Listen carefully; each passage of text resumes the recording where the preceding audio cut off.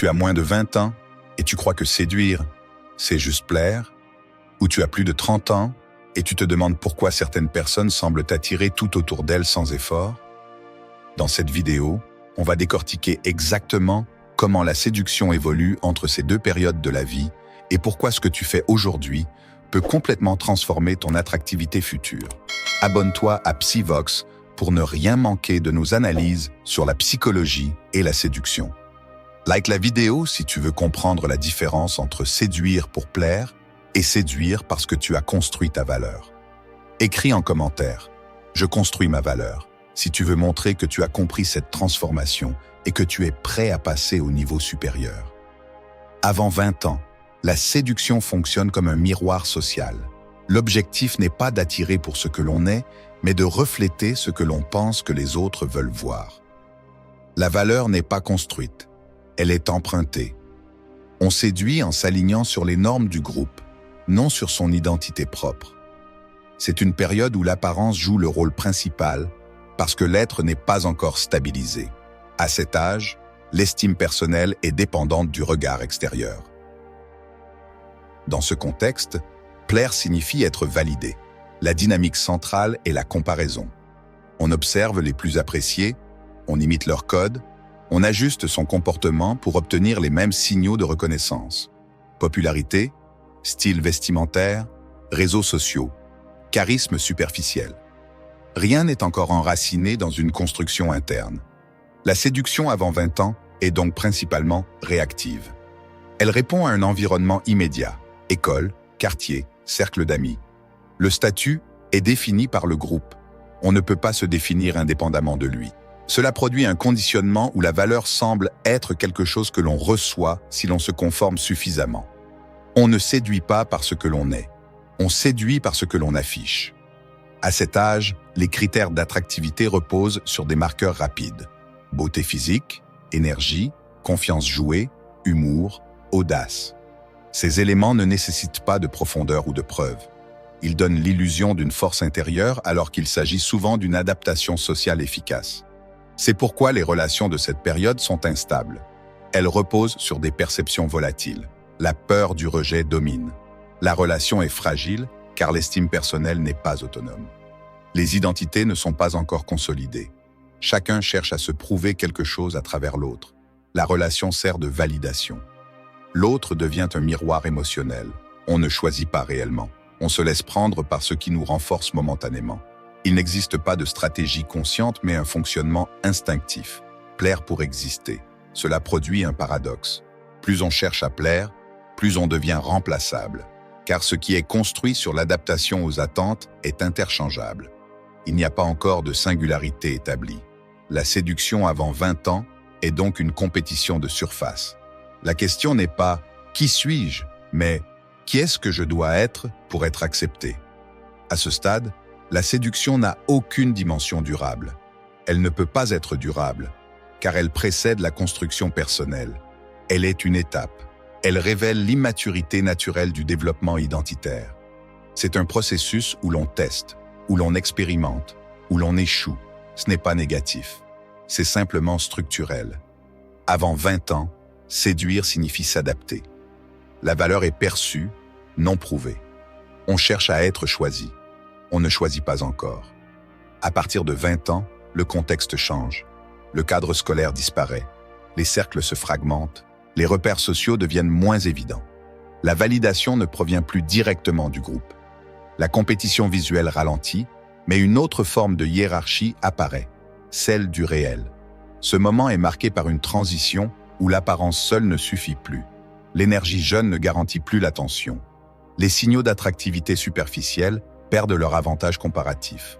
La période 20 à 30 introduit une évaluation implicite mais constante. Qu'as-tu construit ? Qu'est-ce que tu sais maîtriser ? Quelle direction suis-tu ? Ces questions ne sont pas dites directement, mais elles conditionnent l'attraction, la crédibilité, la valeur relationnelle. C'est dans cette période que la séduction cesse d'être un reflet du regard des autres pour devenir un reflet de soi-même. Le critère n'est plus « comment je suis perçu », mais « qu'est-ce que ma réalité démontre ?» La dynamique passe de l'image à la substance. La difficulté centrale de cette étape est la dissonance. Le souvenir du mode de séduction adolescent persiste. On tente de séduire par les mêmes moyens, apparence, audace superficielle, sociabilité instantanée. Mais ces moyens donnent de moins en moins de résultats. Il y a un décalage entre la stratégie utilisée et les attentes du nouvel environnement. La séduction devient inefficace parce qu'elle n'est pas alignée avec la réalité adulte. Dans cette période, beaucoup stagnent.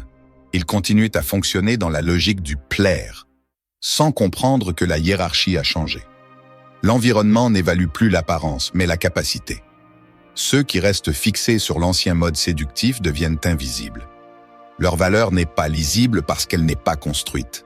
À l'inverse, ceux qui se mettent à développer une compétence, une direction, une stabilité, commencent à créer un différentiel de valeur. Ce différentiel ne produit pas encore une séduction immédiate, mais il construit une attractivité progressive. L'attraction n'est plus liée à l'instant, elle s'accumule dans le temps. Le rapport à la relation change également.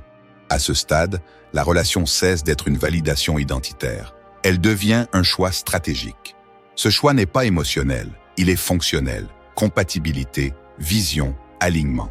La séduction se déplace de l'affect vers la structure. Dans cette période, les priorités se reconfigurent. Le temps devient une ressource. L'attention devient rare. L'énergie n'est plus dispersée dans la recherche de validation, mais concentrée dans la construction personnelle. L'individu comprend que la séduction durable est une conséquence, non une action. Elle découle de ce que l'on bâtit, pas de ce que l'on montre. Un point déterminant se produit entre 25 et 30 ans. C'est le basculement entre potentiel et rendement. Avant, on est jugé sur ce que l'on pourrait devenir. Après, on est jugé sur ce que l'on a réellement produit. Ceux qui n'ont pas transformé leur potentiel en résultats concrets ressentent une perte de position sociale. Ceux qui ont investi tôt atteignent une stabilité intérieure qui renforce leur attractivité. La séduction dans cette période repose sur 3 piliers. Clarté directionnelle, compétence démontrée, discipline émotionnelle. Il ne s'agit plus d'impressionner, mais d'incarner. L'identité se solidifie. La séduction devient un effet secondaire de la cohérence interne. La valeur cesse d'être déclarée ou mimée. Elle devient observable. Après 30 ans, la dynamique de séduction change une dernière fois. Ce qui compte n'est plus l'apparence ni la projection d'un potentiel.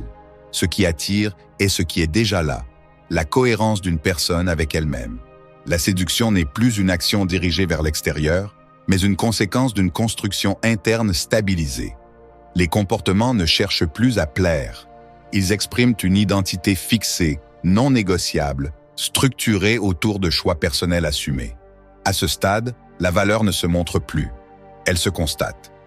La direction de vie est visible. La maîtrise émotionnelle est lisible. La compétence est mesurable. La stabilité n'est pas déclarée. Elle est ressentie dans la manière d'être. Ce type d'attractivité ne demande aucun effort de séduction. Il ne cherche rien. Il ne prouve rien. Il ne revendique rien.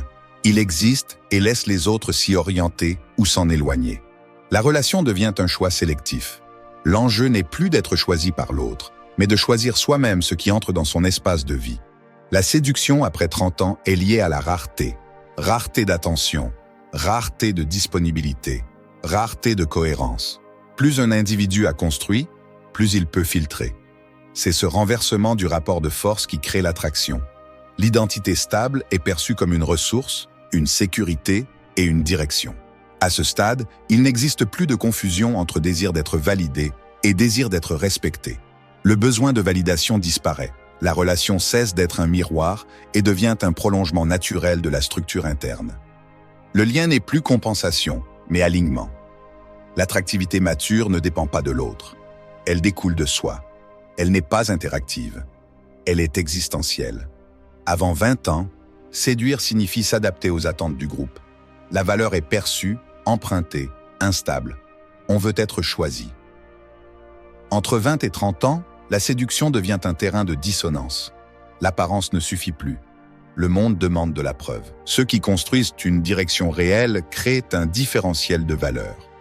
Après 30 ans, la séduction cesse complètement d'être une action. Elle devient une conséquence. La valeur est démontrée par ce que l'on est devenu, non par ce que l'on essaie de montrer. On ne cherche plus à plaire, on sélectionne. La séduction évolue donc de l'adaptation à la construction, à l'incarnation. Si tu veux d'autres vidéos sur la psychologie de la séduction masculine à différents âges, abonne-toi à la chaîne maintenant. Like la vidéo pour qu'elle soit recommandée à d'autres. Écris en commentaire « Ma séduction vient de ce que je deviens » pour montrer que tu as suivi jusqu'ici.